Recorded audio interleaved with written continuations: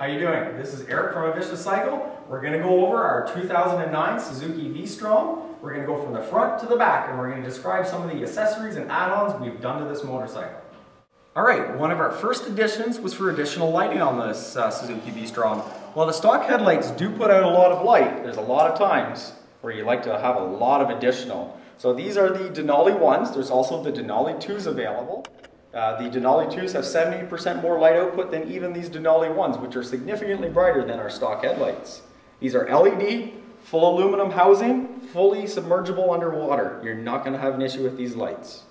You can see here, the stock Suzuki fender ends quite short, which leaves a lot of road grime, guck, and flying objects into our exhaust, our oil cooler, our oil filter. So what we've done for a simple $42 is extend this front fender down about 6 inches from the stock unit.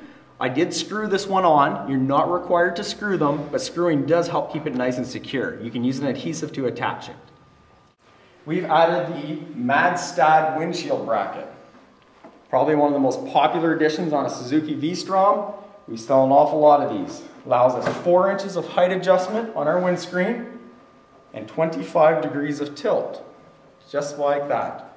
So, if you're riding in the summer, 28 degrees Celsius out, you want airflow, tilt your screen back, lots of airflow, feels great while you're riding the bike. If you're looking for a little bit of additional protection, we can slide it up, lock it in place in the bad weather. You've got all the protection you're ever going to need. So you don't always travel at the same speed, so the wind doesn't seem to go around the front of the Suzuki V-Strom the same. So this gives you lots of adjustability for various speeds you're traveling at. We have of course added full wraparound handguards. These stock Suzuki handguards are quite popular because they're reasonably priced, but these add a very solid, very strong aluminum backbone and solid mounting up here at the front that doesn't attach to any controls. This offers excellent protection, especially with these Barkbuster Storm plastic deflectors on here.